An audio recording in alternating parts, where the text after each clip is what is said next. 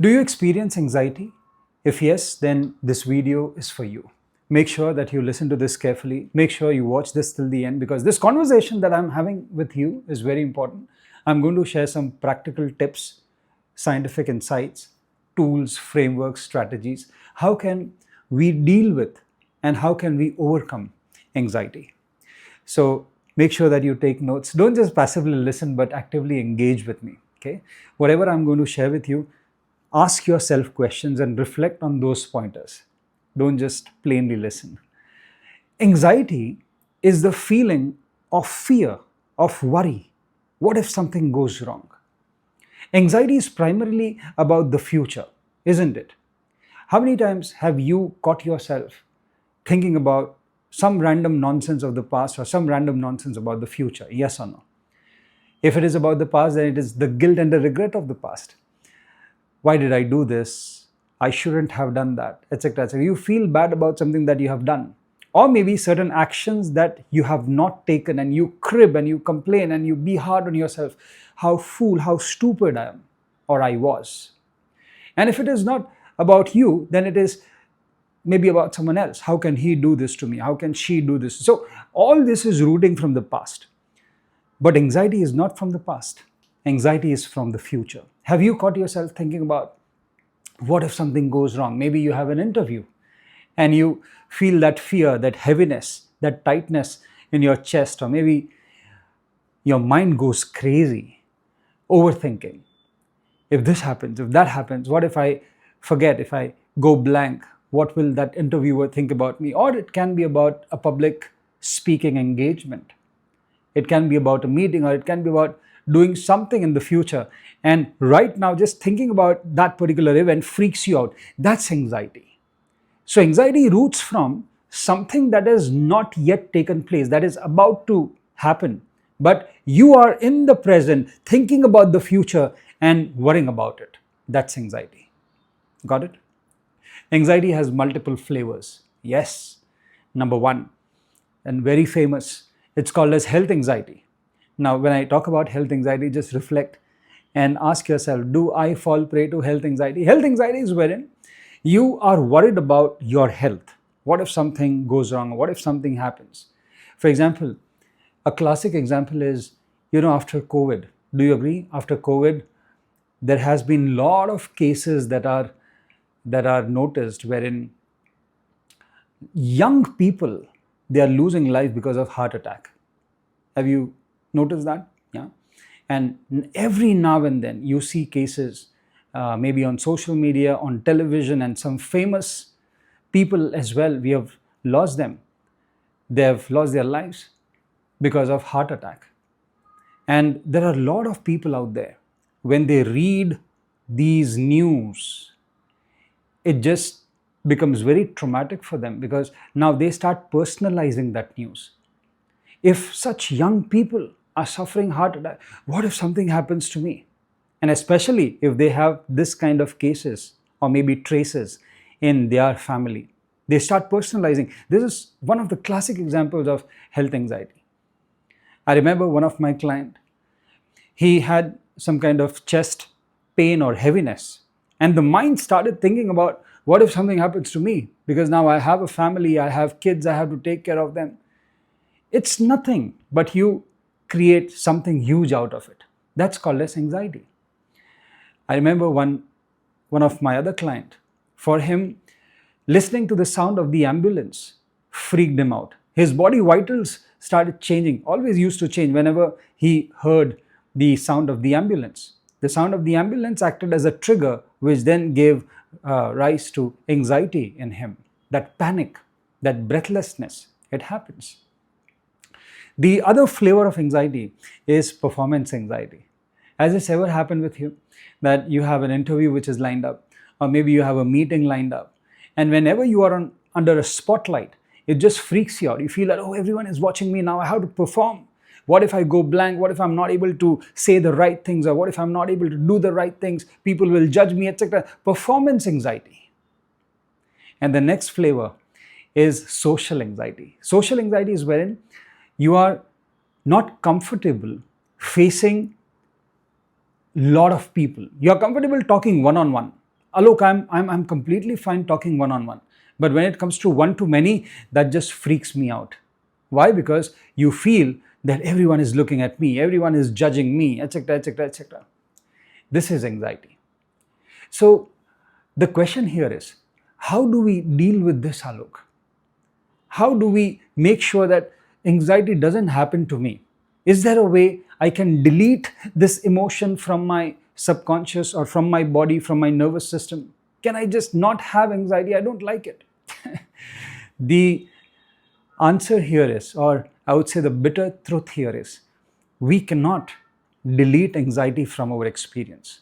We cannot get rid of it. We cannot delete that file, unfortunately. You know why? Because anxiety is not bad. What are you talking about, Alok? Really? You just said this happens, this happens, this happens, this happens, and now you're flipping and you're saying anxiety is not bad. Come on, don't confuse us. No, anxiety is not bad.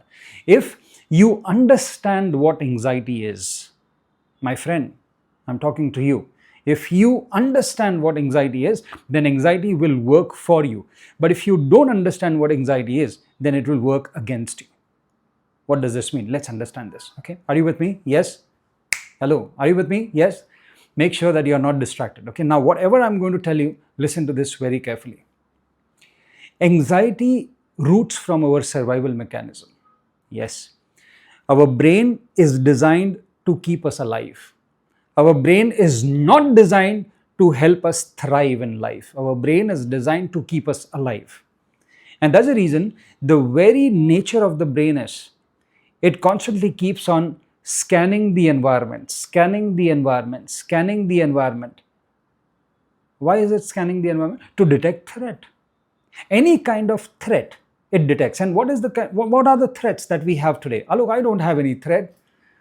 Yes, anything that is not known, or anything that you are not aware of, or anything that you are not prepared for, or any object, any situation, any person that is unknown becomes a threat for you. Or any such experience that you had in the past where you were not able to deal with it successfully. And if you see, if you feel, and if you realize something similar can happen and is going to happen in the future, that can serve as a threat. And as soon as the brain detects that something similar is going to happen, that is where your brain freaks out. That is where the signal which is passed to the brain, the nervous system, that this is a time to get alert.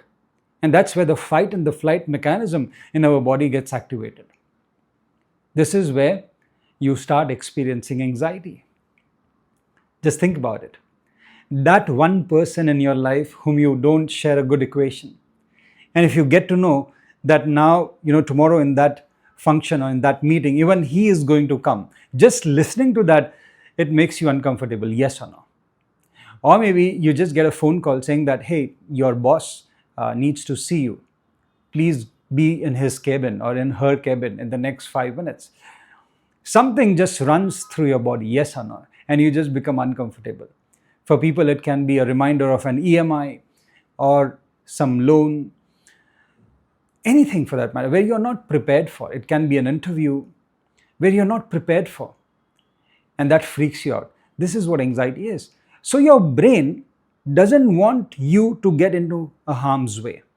Your brain wants you to stay safe. So this is a signal. In a way, we can also say that anxiety is your brain's message to you to start preparing for that event. Yes, please write it down. That whenever preparation goes high, anxiety goes down. They are inversely proportional. Just think about it. Let's go back in our school days. You remember those examination days when you had your unit test or your terminal exams, and then only few days are left and you're not at all prepared. And now you start experiencing all that uneasiness, that anxiety, that stress, that fear, that worry, you're restless. How will I be able to finish all this? But then you put a timetable right in front of you.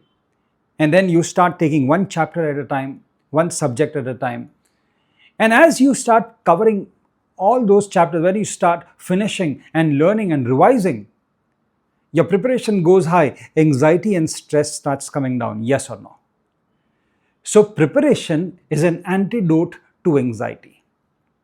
Whether it is health anxiety, whether it is performance anxiety, or whether it is social anxiety, preparation and clarity. When you have more clarity about that subject, when you have more clarity about that situation, when you have more clarity about that particular thing that's going to happen that you're worried about, when you have clarity and when you start preparing, that boosts your certainty and your confidence. Now, having said that, it's very important for us to first anchor ourselves during the state of anxiety. Why? Because anxiety is more of a physical concept than a mental concept. Yes, why? Because the mind hijacks our body. The physiological systems, our entire biochemistry changes when we are experiencing anxiety. The amygdala, which is a part of the limbic system, the emotional brain that we have, it fires up.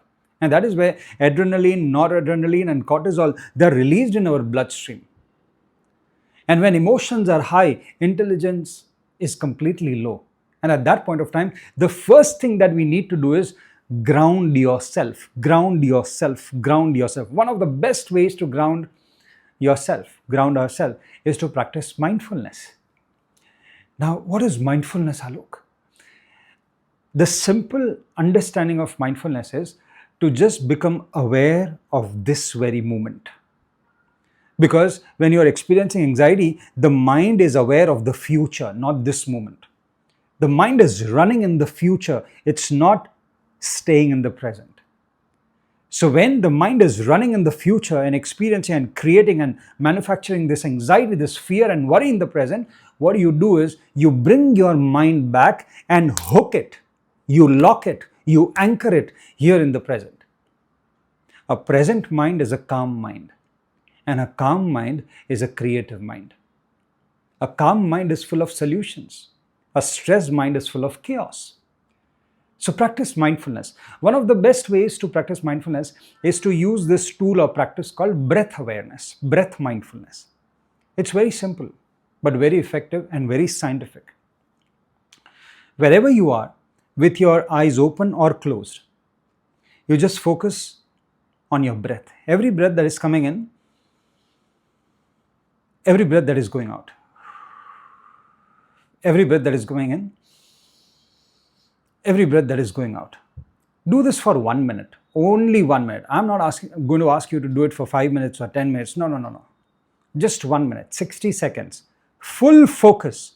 Every inhale, every exhale. Every inhale, every exhale. Every inhale, every exhale for 1 minute. Just be there. Our breath is one of the most powerful anchors that we are gifted with.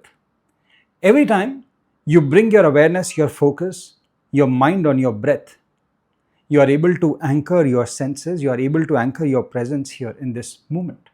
This also strengthens your presence of mind. So this is one of the best ways to anchor yourself in the present. And once you anchor yourself in the present, the next step is to then ask yourself, what can I do about this situation? And this is where preparation comes into picture. Remember, we just spoke about preparation. Because preparation is the best antidote to anxiety. Whether it is about a project, whether it is about a deadline, whether it is about a meeting, a person, a situation, whatever it is. Now ask yourself, what can I do about it right now? What is in my control? When you ask this question, you will only and only focus on what can be done. Now you are not allowing your mind to randomly run here and there, but you are giving it a direction. Questions are one of the best tools to give direction to your mind. And that too, right kind of questions. There can be two types of questions. One is called as dumb question, and the other type of questions are called as smart questions. What are dumb questions? Dumb question. Why is this happening to me? Why it has to happen to me always? Why my life is so difficult? These are dumb questions. These questions are not going to give you answers. In fact, they'll make you feel bad. And then there are smart questions. Smart questions are, okay, what can I do now? What is in my control? Where do I need to focus? What is the right thing to be moved right now? What can I control? What can I manage? What can I handle? What can I influence? Where should I focus on? These are smart questions. Got it? So once you anchor yourself, once you start asking smart questions, once you start focusing on your preparation front, automatically you will realize that you are getting back in control. You're getting back in control.